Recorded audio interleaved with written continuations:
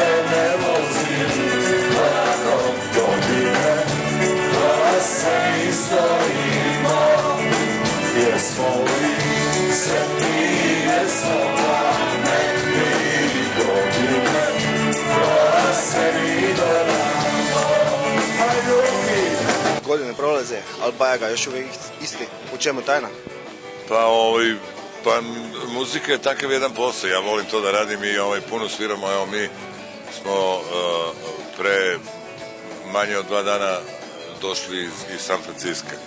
Bili smo 12 dana u Americi i svirali smo tamo turneju i sad smo svi na jet lagu i sad je tamo 4:30 ujutro, ali nema veze, ja mislim da nas održava ljubav prema muzici. Kako se osjećate u Mariboru? Jeste sad prvi put po onom crnom septembru?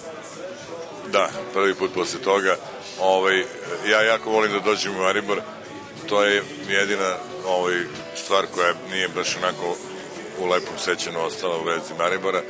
Naš taj drugar Buba ovde umro od infarkta, ali šta da radimo, kažu život ide dalje, tako da mi posle tog koncerta nismo svirali jedno 3 meseca nigde, to nas je stvarno pogodilo i kako ti kažem, drago mi je da recimo smo sad bili u drugom hotelu, mislim čisto znaš, nemam neki bad vibe, ali jednostavno volio bi da zaboravim sve što se desilo tad, normalno ne naših druga, ali stvarno nas je to pogodilo jako.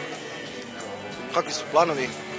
Planovi su super, ovde svirat ćemo na Lentu,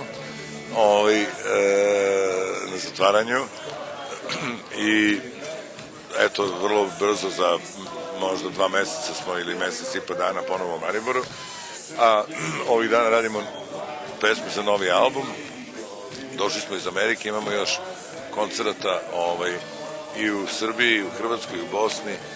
Do tad, posle Lenta idemo svi na odmor, pošto smo ove godine dosta radili, imamo mesec dana odmora i od 15. augusta ponovo nastavimo koncerte i snimanje ploče. Ja verujem da na jesen imamo novi album. I koju pesmu najviše vole Slovenci?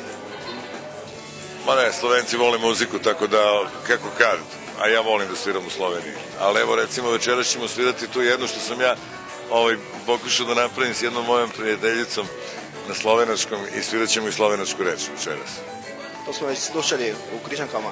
Tako je, ali što da ne i ovde.